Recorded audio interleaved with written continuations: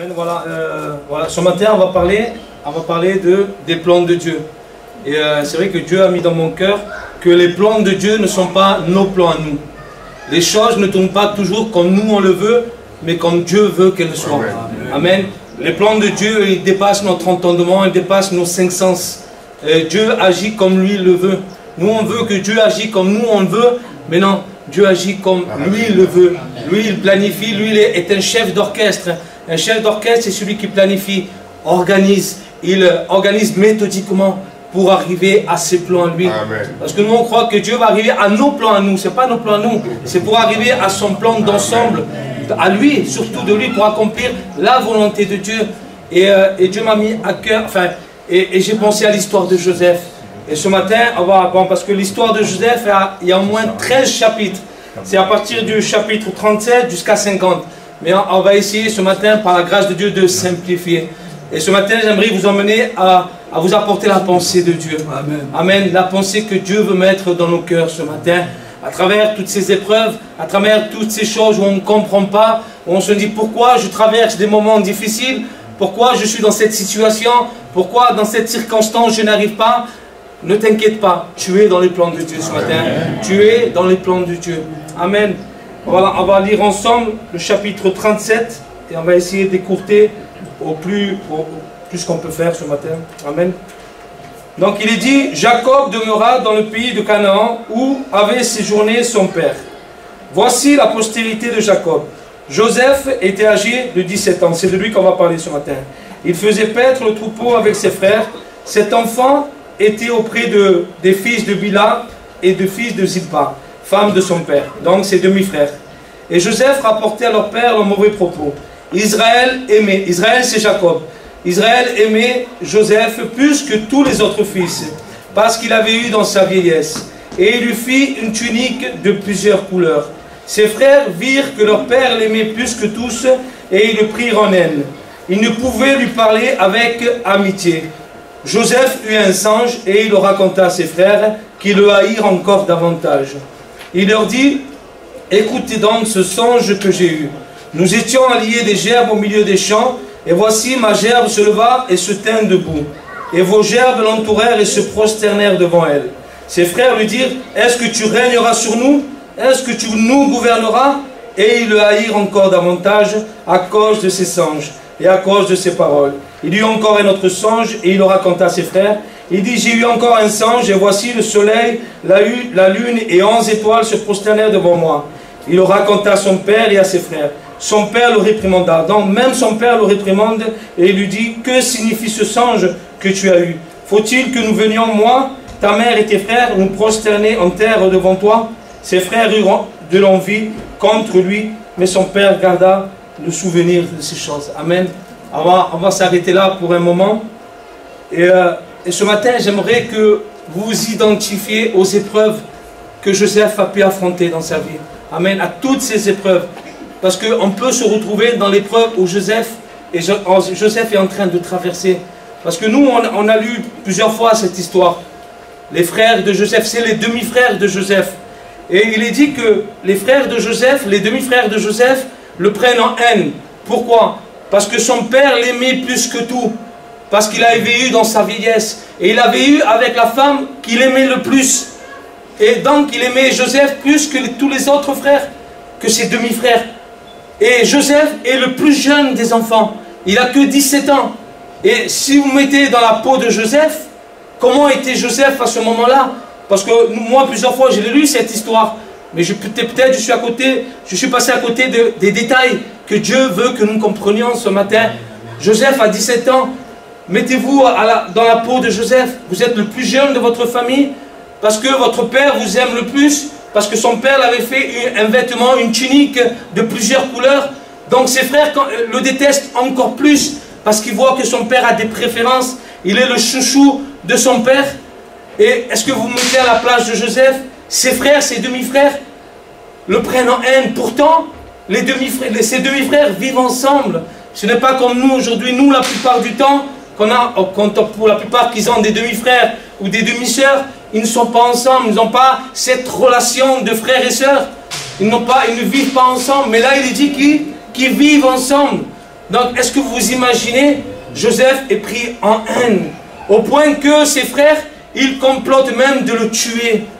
De le tuer. Comment moi, mon petit frère, mon demi-frère, comment je vais comploter avec les 10 autres, comploter avec eux, nous mettre d'accord pour pouvoir tuer le plus jeune des frères? Mais comment est-ce possible? Mais Dieu veut nous apprendre quelque chose ici. Parce qu'un jour, et tu peux te trouver dans cette situation où tu as été abandonné par ta famille, où tu as été trahi par ta propre famille. Et c'est ce qui s'est passé pour Joseph. Il a été abandonné par ses propres frères. Un jour, lorsque ses frères font paître les troupeaux, je ne sais pas combien de kilomètres, je sais à peu près entre 100 et 190 kilomètres de l'endroit où ils sont, de Hébron, je crois. Joseph qui reste avec son père, donc Jacob dit à Joseph, va voir tes frères, va voir s'ils se portent bien, va voir si le troupeau se porte bien. Et dès que Joseph arrive à l'endroit où est ses frères, la seule chose que ses frères disent, après que lui a fait tous ces kilomètres pour voir s'il se portait bien, la seule chose qu'ils disent, ils se disent, venons, tuons-le, ce faiseur de songes. Mais comment tu peux avoir dans ton cœur le désir de tuer ton propre frère, ton demi-frère? Et à l'époque, les demi-frères, c'était comme notre propre frère. Il est considéré comme son propre frère. Et de plus, c'était le plus jeune. C'était le plus jeune. Donc Joseph a été trahi et abandonné par ses frères. Donc ils le prennent, ils le dépouillent de sa tunique que son père lui avait fait pour lui-même. Il le dépouille et il le jette dans une citerne pour ne pas le tuer. Il le jette dans une citerne, c'est la première épreuve. La première épreuve que Joseph traverse. Et nous aussi on peut se traverser cette épreuve-là. Ce matin tu peux te sentir trahi. Et par les personnes que tu aimes le plus, qui sont autour de toi, tu peux être même abandonné. Mais comment est-ce possible? Ben, Joseph nous a démontré dans cette histoire. Et je sais que c'est ce qui se passe. J'ai entendu tellement de témoignages qu'ils ont vraiment souffert dans leur famille, souffert par les siens, on va dire. Ils ont été abandonnés par sa propre famille. Mais l'Éternel dit, même si ton père et ta mère t'abandonnent, l'Éternel te recueillera. L'Éternel te recueillera. C'est ce que Dieu dit. Moi, je te recueille. Même si tu es abandonné par ta propre famille, n'inquiète pas. Moi, je suis un père, pas pour un petit temps, mais un père éternel. Pour l'éternité, je serai avec toi. Et il sera avec moi. Ne l'oublions pas ce matin. Donc, et non seulement il le jette dans une citerne, mais ils le font monter. Parce qu'ils voient y passer une caravane d'Ismaélites. Et qu'est-ce qu'ils font? Ils pensent à le vendre. Donc, ils vendent Joseph. Vous imaginez un peu? Ils vendent leur propre frère. Comment on peut faire ça? Comment leur cœur a été animé de jalousie? Comment nous aujourd'hui, au peuple de Dieu, comment je peux être jaloux d'un frère, jaloux d'une sœur, lui porter envie? Les jaloux n'hériteront pas le royaume de Dieu. Si tu te trouves dans ce cas ce matin, comme le don l'a répété ce matin, s'il y a de la rancœur dans ton cœur, s'il y a du pardon, mais Dieu te fait grâce ce matin. Ce matin, non pas demain. Ce que tu dois faire aujourd'hui, fais-le aujourd'hui. Demande pardon au frère, à la sœur, à celui que tu as blessé, ou peut-être même à celui qui t'a offensé. Demande-lui pardon. Réconcilie-toi avec lui, parce que c'est la volonté de Dieu. C'est la volonté de Dieu. Mais ses frères n'ont pas pensé comme ça. Ils l'ont vendu. Débarrassons-nous de lui, ce faiseur de songes. Lui qui croit que nous, on va se prosterner devant lui. Et nous allons voir par la suite ce qui s'accomplira. Les plans de Dieu ne sont pas nos plans. Et ce matin, nous devons vraiment le réaliser. Les choses ne tournent pas toujours comme nous on veut, mais comme le Dieu a prévu déjà. Parce que Dieu a des millions de coups d'avance sur nous. Ce que toi, tu ne vois pas aujourd'hui, peut-être Dieu te le donnera à comprendre plus tard. Parce que toi, tu regardes juste ici, mais lui, il voit déjà plus tard. Il voit déjà pourquoi. Parce qu'il est le maître du temps. Il est même hors du temps, dit la parole de Dieu. Amen. Donc, ils le vendent. Mais ils le vendent à un moment, cette caravane ismaélite ne le vendent pas à n'importe qui. Tout est conduit et dirigé par le Seigneur. Les plans de Dieu sont des plans merveilleux, sont des plans parfaits pour que sa volonté se fasse.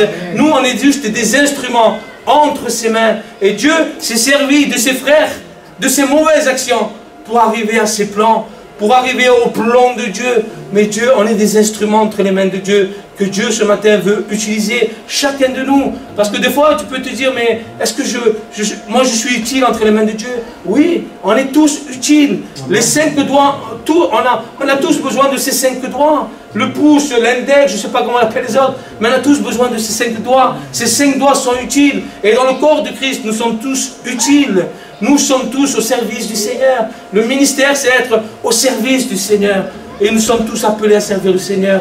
Amen. Tous appelés. Donc, il n'est pas vendu par n'importe qui. Et nous voyons à la fin du chapitre 37, au verset 36, il dit, les Mondianites le vendirent à Égypte, en Égypte, à Potiphar. Qui était Potiphar? Mais Potiphar était officier de Pharaon. Il est chef de garde. Donc, Dieu ne l'envoie pas vers n'importe qui.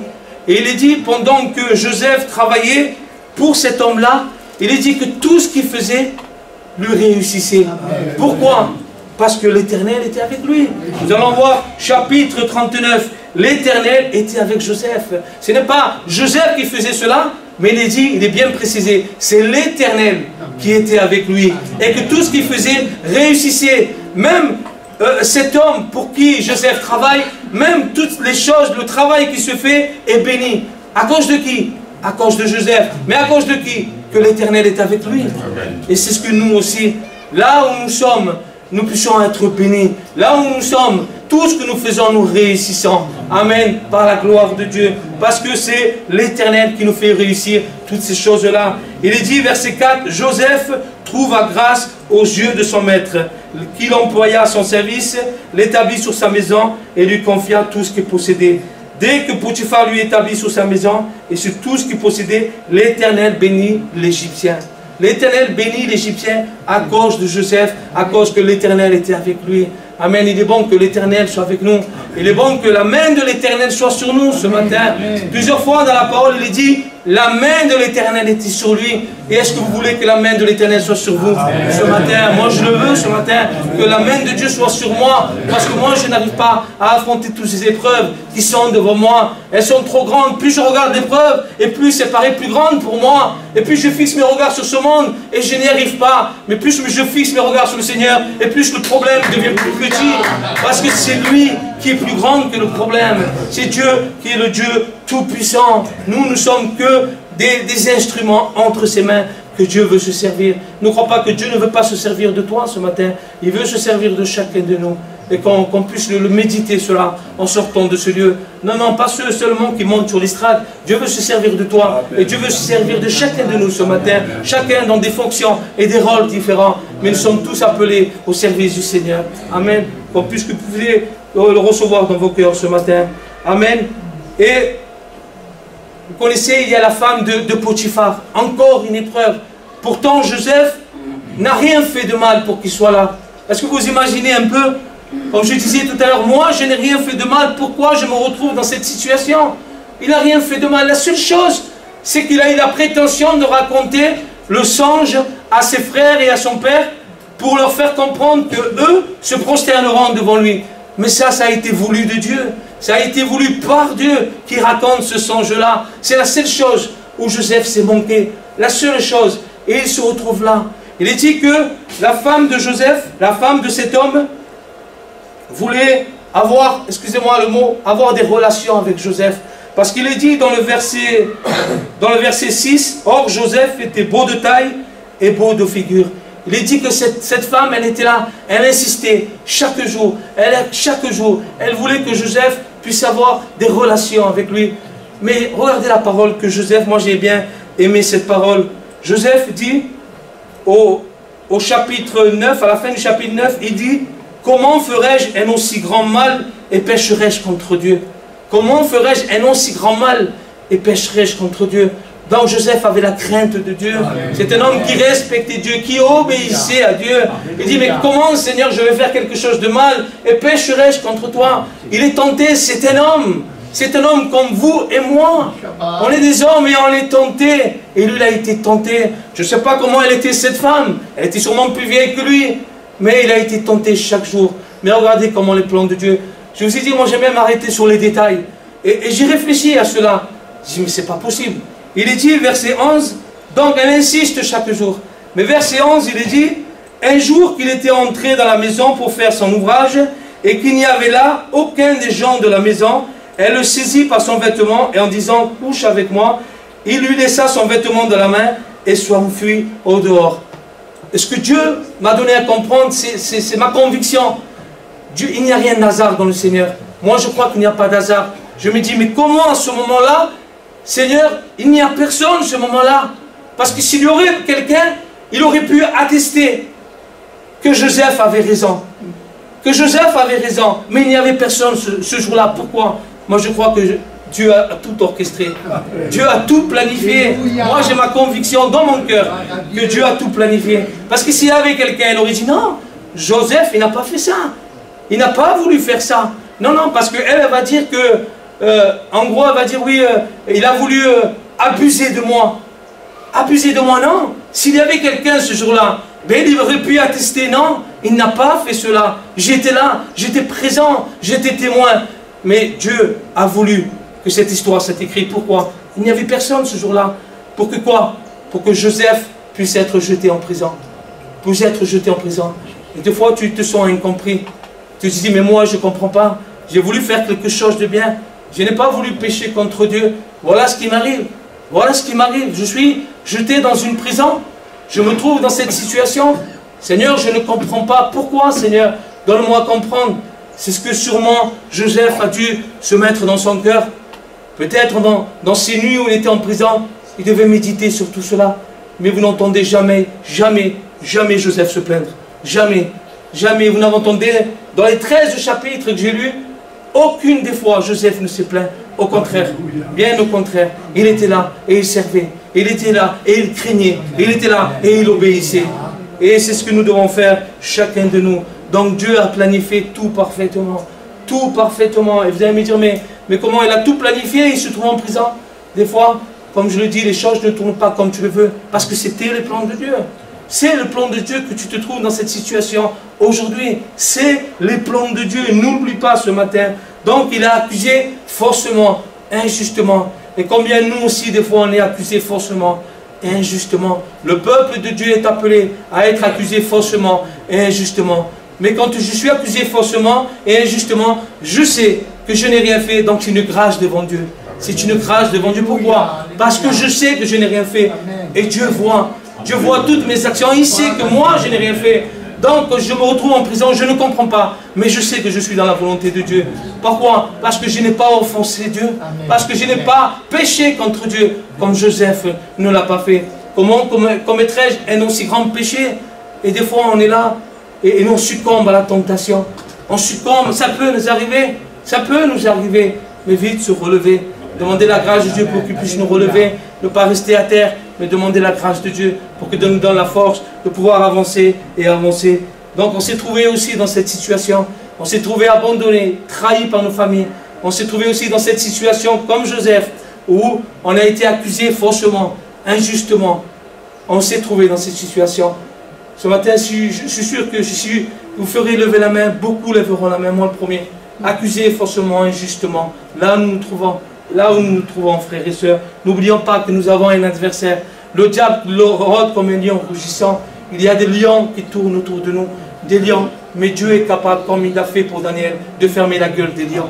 Dieu est capable de fermer la gueule de tous les lions qui nous dévorent. De tous ces lions qui sont là autour de nous. Dieu, on est capable ce matin. Amen. Continuons à persévérer. Alléluia. Donc Joseph est accusé, il est mis en prison. Mais encore une fois, au chapitre 39, je crois à la fin, regardez ce qu'il est dit, versets 22, 23, non 21. Encore une fois, il est jeté en prison. Il est jeté en prison, regardez ce qu'il est dit. L'Éternel fut avec Joseph. Amen. Et il étendit sur lui sa bonté. Il mit en faveur aux yeux du chef de la prison. Et le chef de la prison pressa. Donc là, il se trouve surveillant de tous les prisonniers qui étaient dans la prison. Et rien ne s'y faisait par lui. Dieu est en train toujours de le conduire. Le chef de la prison ne prenait aucune connaissance de ce que Joseph avait en main. Pourquoi, encore une fois? Parce que l'Éternel était avec lui. Et l'Éternel donnait de la réussite à ce qu'il faisait. Donc il se retrouve en prison et l'Éternel le bénit. L'Éternel bénit tout ce qu'il fait. il se retrouve surveillant de tous les prisonniers du roi qui se trouvent en prison. Amen. Donc, maintenant on va voir la suite de l'histoire. Et vous connaissez cette histoire au chapitre 40 où il y a deux hommes qui travaillent pour Pharaon et qui sont jetés dans la prison justement où se trouve Joseph. Donc il est dit que ces deux hommes ont un singe, tous les deux. Et Joseph donne une explication. Mais il dit, mais ce n'est pas à Dieu qu'appartiennent les explications. Il explique quand même que c'est Dieu qui donne l'explication du songe. Et Joseph donne l'explication du songe à ces deux hommes. À ces deux hommes. L'un sera restitué dans ses fonctions, donc il sera remis dans ses fonctions, et l'autre, 3 jours plus tard, sera pendu, sera tué, mis à mort. Et Joseph le raconte à ces personnes-là. Donc 3 jours après, ces personnes, la chose se fait comme Joseph l'a expliqué, comme Dieu l'a demandé qu'il puisse expliquer à ces personnes-là. Mais moi, ce qui m'a frappé, c'est qu'au verset 14, Joseph dit à cet homme qui a été remis dans ses fonctions, il le dit, verset 14, chapitre 40, il dit, mais souviens-toi de moi. Souviens-toi de moi quand tu seras heureux et montre, je te prie, de la bonté à mon égard, parle à ma faveur à Pharaon et fais-moi sortir du présent. Il dit à cet homme, souviens-toi de moi, parle en ma faveur au Pharaon, parle en ma faveur. Et nous voyons au verset 23, il dit, le chef des échansons, parce que c'était cette personne-là qui a été remise dans sa fonction, il est dit, il ne pensa plus à Joseph, il l'oublia. Il ne pensa plus. Comment? 3 jours après, quelqu'un qui t'a donné l'explication du songe, tu l'oublies, tu ne penses plus à lui. Quelqu'un qui t'a fait du bien, aujourd'hui, si quelqu'un m'a fait du bien, c'est quelque chose qui va me marquer. Donc 3 jours après, je dois quand même m'en souvenir. Mais il est dit, il l'oublia. Encore une fois, il est abandonné par une personne qui vient d'aider. Il est oublié, il ne pense plus à lui. 3 jours après. Mais pourquoi?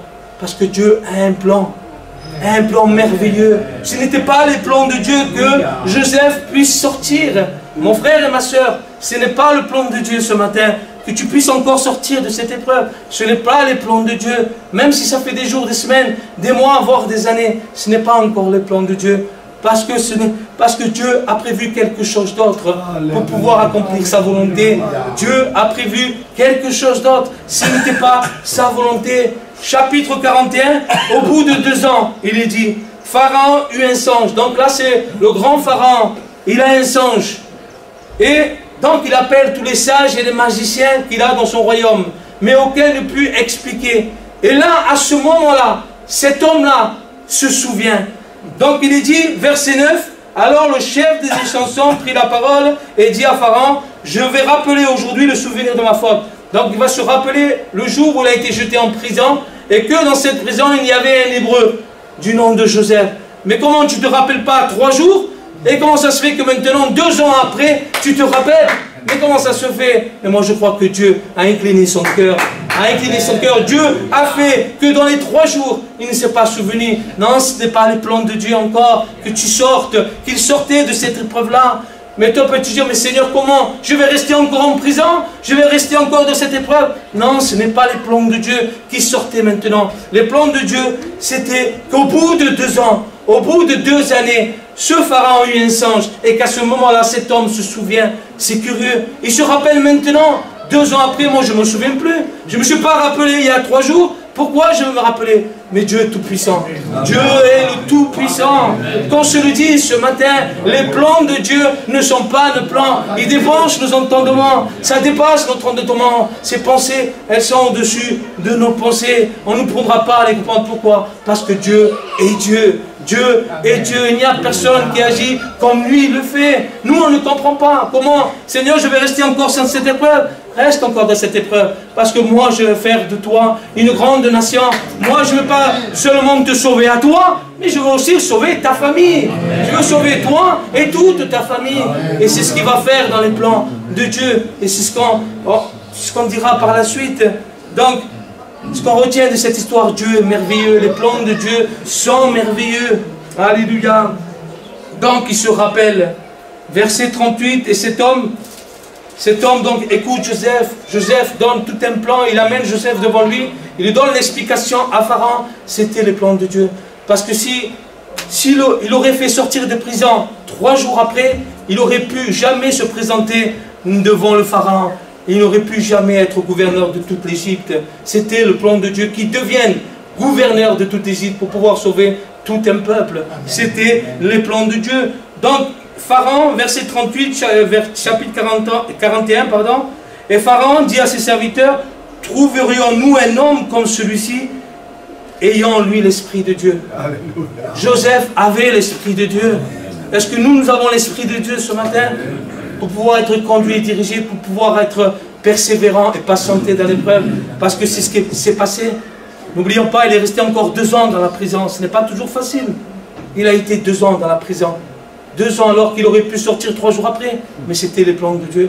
C'est les plans de Dieu que tu dures encore un peu plus dans ton épreuve. Parce que Dieu a prévu quelque chose de plus grand et quelque chose de plus puissant dans nos vies. Amen. Pour pouvoir accomplir toujours ses plans à lui et pas nos plans à nous. Amen. Donc, il explique, il dit, ayant en lui l'Esprit de Dieu. Alléluia. On va voir dans le chapitre 45. Donc, il y a une famine, même une très forte famine dans tous les pays. Dans tous les pays qui étaient dans le jour de cette famine-là. Dans tous les pays, il y avait la famine. Et donc, le père de Joseph, Jacob, envoie ses fils en Égypte, parce qu'en Égypte, il y avait du blé. Mais qui était en Égypte? Il y avait Joseph. Donc ces frères-là, les frères de Joseph, se présentent devant Joseph. Et à un moment, Joseph n'en peut plus, et il se fait reconnaître à ses frères. Et ses frères, croyant qu'il avait blessé, peut-être ils avaient peur à ce moment-là. Regardez ce qu'il est dit, chapitre 45 et verset 4. Joseph dit à ses frères, approchez-vous de moi, et ils s'approchèrent. Il dit, je suis Joseph, votre frère, que vous avez vendu pour être mené en Égypte. Maintenant, ne vous affligez pas et ne soyez pas fâchés de m'avoir vendu pour être conduit ici. Et on le lit ensemble, car c'est pour vous sauver la vie que Dieu m'a envoyé devant vous. C'est pour vous sauver la vie. Eux, ils croient qu'on l'a vendu et c'est à cause de nous qu'ils se retrouvent là. Mais lui, il est en train de leur dire, mais non, vous inquiétez pas. Dieu m'a envoyé devant vous pour vous sauver la vie. Pour vous sauver la vie. Donc nous, on se trouve là, on ne comprend pas. Mais comment, Seigneur, non? Mais non, je t'ai envoyé dans cette épreuve-là pour pouvoir te guérir, pour pouvoir te transformer, pour pouvoir te changer, pour pouvoir te fortifier dans la foi, pour pouvoir te sauver non seulement à toi, mais aussi à toute ta famille. Parce que si je t'aurais, à ce moment-là, je t'aurais aidé, je t'aurais sorti de cette épreuve, pourtant, là, tu ne serais pas dans mes plans. Parce que peut-être seulement toi, tu as été sauvé. Mais moi, je ne veux pas simplement faire une petite chose, mais je veux faire de grandes choses dans ta vie. Alléluia. De grandes choses. Il dit, c'est Dieu qui m'a envoyé devant vous. Voilà 2 ans que la famine est dans le pays, et pendant 5 ans encore, il n'y aura ni labour ni moisson. Dieu m'a envoyé devant vous pour vous faire subsister dans le pays, et regardez, et pour vous faire vivre par une grande délivrance. Donc ce n'est pas vous qui m'avez envoyé ici, mais c'est Dieu. C'est Dieu qui l'a envoyé là-bas. Nous, on se trouve dans une situation, on dit, mais c'est à cause de lui, mais c'est à cause d'elle, c'est à cause des finances, c'est à cause du travail. Et non, non, si tu es ici, c'est parce que Dieu l'a voulu. Si tu es dans cette épreuve sur la terre, c'est parce que Dieu l'a voulu. Mon frère, ma soeur, si tu es dans cette épreuve, parce qu'on peut se trouver dans diverses épreuves, et tu te dis, moi je suis malade, et pourquoi ma maladie ne guérit pas? Seigneur, pourquoi tu ne me guéris pas? Parce que Dieu sait. Parce que Dieu sait ce matin que quand je me portais bien, j'étais en train de m'éloigner du Seigneur. Quand j'étais en bonne santé, j'étais en train de m'éloigner du Seigneur. Mais moi je sais que, persévère, crois en moi, ce que tu vas dire Dieu ce matin, persévère dans cette épreuve. Et Dieu veut faire quelque chose de puissant dans ta vie. Pourquoi? Parce qu'à ce moment-là, tu vas crier vers le Seigneur, tu vas t'approcher de Dieu. Quand je me portais bien, eh bien, j'ai oublié le Seigneur. Mais je me suis éloigné du Seigneur. J'étais dans le monde. Maintenant que je suis malade, qu'est-ce que je fais? Je cherche le Seigneur. Amen. Je me rapproche de Dieu. Je veux de lui. Dieu a ranimé en moi, a ranimé l'Esprit de Dieu en moi. J'étais mort et me voilà vivant. Amen. Et me voilà ressuscité d'entre les morts. Mon fils qui était mort, le revoilà à la vie. C'est ce que Dieu veut ce matin. Pourquoi, Seigneur, ne me guéris pas tu maintenant? Est-ce que vous croyez que Dieu n'est pas capable de vous guérir maintenant? Dieu est capable de nous guérir maintenant, à l'instant même. Dieu est capable. Mais s'il ne le fait pas, parce qu'il a un plan encore plus merveilleux que celui-là. Parce qu'il sait que tu t'es éloigné. Et il sait que tu te portes bien. Et si tu continues dans cet état, et tu sais comment il faut te ramener à lui. Et c'est ce qu'il a fait pour chacun de nous dans cette épreuve. Pourquoi cette épreuve est dure? Pourquoi 3 jours? Pourquoi 2 ans, Seigneur? Pourquoi? Parce que Dieu sait que dans cette épreuve-là, tu vas continuer à persévérer, à croire en moi, à t'approcher de moi, à revenir à moi. Amen. Parce que si cette épreuve n'est pas là et ne dure pas, oh Seigneur, tu m'as béni, Seigneur, tu m'as retiré, merci Seigneur. Et peut-être je vais repartir dans le monde. Mais si ton épreuve dure, c'est pour que tu puisses revenir au Seigneur. C'est pour que tu puisses t'approcher de lui ce matin. Tu ne comprends pas, mais Dieu te le fera peut-être comprendre par la suite. Amen. Dieu te le fera comprendre. Donc Joseph trouve grâce auprès de tous ceux qu'il rencontre. Et tous ceux qu'il a rencontrés ont vu que Dieu était avec Joseph. Alléluia. Et que tous ceux qui nous rencontrent, même dans les épreuves, même dans tout ce que nous traversons, que les gens autour de nous puissent dire, mais Dieu est vraiment avec cet homme. Dieu est vraiment avec cette femme. Il est tout le temps là. Il persévère. Et là, c'est vrai, cette armure, elle est toute cabossée, mais il persévère. Il persévère. Il continue. Mon frère, ma soeur, persévère jusqu'à la fin. Persévère dans ton épreuve. Persévère là où tu es. Même si tu es malade, même si tu te portes bien, continue à persévérer. Continue. La victoire se trouve auprès de Dieu ce matin. Non auprès d'un homme, mais auprès de Dieu. Parce que Dieu a tout planifié d'avance pour que tu puisses sortir vainqueur de cette épreuve. Si ce n'est pas ici-bas, ça sera pour l'éternité. Ça sera pour l'éternité. Amen. Alléluia. On va terminer avec le chapitre 50. Là, nous voyons que le père de Joseph, Jacob, meurt. Il meurt et il est dit au chapitre 50, verset 15, ses frères ont peur parce qu'ils savent ce qu'ils ont fait à Joseph. Il est dit, quand les frères de Joseph virent que leur père était mort, ils dirent, si Joseph nous prenait en haine et nous rendait tout le mal que nous lui avons fait, et ils firent dire à Joseph, ton père a donné cet ordre avant de mourir, vous parlerez ainsi à Joseph, oh, pardonne le crime de tes frères et pardonne le péché, car ils t'ont fait du mal, pardonne maintenant le péché des serviteurs du Dieu de ton père. Joseph pleura en entendant ces paroles. Ses frères vinrent eux-mêmes se prosterner devant lui et dire, nous sommes tes serviteurs. Donc ils ont peur. Peur que Joseph maintenant il le rende le mal pour le mal. Mais Joseph n'est pas là pour rendre le mal pour le mal, mais le mal pour le bien. Amen. En tant qu'enfant de Dieu, même si je me fais du mal, je suis là pour rendre le mal pour le bien ce matin. Regardez ce que dit Joseph. Joseph leur dit, soyez sans crainte, suis-je à la place de Dieu? Mes frères et mes sœurs, on n'est pas à la place de Dieu. N'oublions pas, on n'est pas à la place de Dieu. Dieu est à la première place. Nous sommes en bas. Dieu est à la première place. Ne prenons pas la place de Dieu dans telle ou telle affaire. On est là, on se met à la place de Dieu. Moi, je calcule, je ferai ma méthode comme ça. Non, les plans, la méthode, c'est celle de Dieu. C'est celle de lui ce matin. Vous avez médité de me faire du mal, mais regardez, Dieu l'a changé en bien. Oh, on a voulu me faire du mal, mais Dieu l'a changé en bien ce matin. On a voulu te faire du mal, mais Dieu veut le changer en bien ce matin. Mon frère, que tu puisses graver cela dans ton cœur. On veut te faire du mal, on a voulu te faire du mal, mais Dieu veut changer ce mal en bien dans ta vie. Alléluia, Dieu veut changer le mal en bien. Et regardez ce qu'il est dit, pour accomplir ce qui arrive aujourd'hui, pour sauver la vie à un peuple nombreux. Comme je disais tout à l'heure, il n'a pas sauvé seulement Joseph en l'envoyant devant eux là-bas, mais a sauvé aussi ses frères et un peuple nombreux qui prendra naissance dans le pays d'Égypte. Vous connaissez après qui sont restés dans le pays d'Égypte pendant près de 430 ans. C'était le plan de Dieu. Et la nation d'Israël, elle est née là-bas. Elle est née là-bas. La nation d'Israël, elle n'aurait pu jamais naître si Dieu n'aurait pas tout planifié, si Dieu n'aurait pas envoyé son serviteur Joseph là-bas. Mais Dieu a tout planifié pour que la naissance d'Israël puisse naître là où Dieu les enverra. Et là où Dieu veut t'envoyer, ne t'inquiète pas, Dieu a tout planifié, ne t'inquiète pas. Les plans de Dieu s'accomplissent à la lettre. À la lettre. On a médité de te faire du mal, n'oublie pas ce matin, Dieu va le changer en bien, comme il va le changer en bien dans ma vie. Soyez donc sans crainte. Alléluia. Je vous en tiendrai, vous et vos enfants, et des cela en parlant à leur cœur. Alléluia. Amen. Gloire à Dieu. En ton nom, Seigneur, nous sommes là, tous réunis devant toi. Oui, bénédiction. En ton nom, Seigneur, nous sommes là, tous ensemble, on te chante avec foi. Honneur au Père, Honneur au Fils, honneur à l'Esprit du Dieu Tout-Puissant.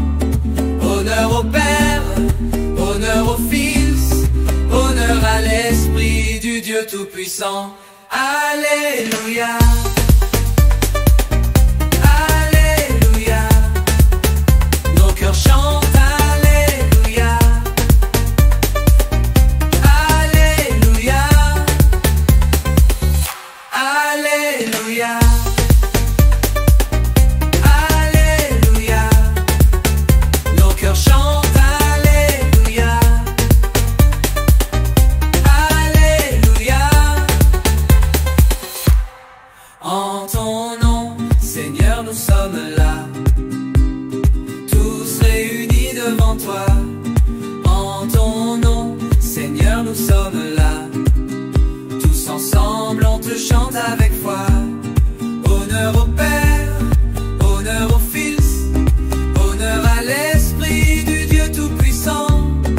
Honneur au Père, honneur au Fils, honneur à l'Esprit du Dieu Tout-Puissant. Alléluia. Alléluia. Nos cœurs chantent Alléluia. Alléluia. Alléluia. Alléluia. Nos cœurs chantent Alléluia. Alléluia. En ton nom, Seigneur, nous sommes là, tous réunis devant toi. En ton nom, Seigneur, nous sommes là, tous réunis devant toi.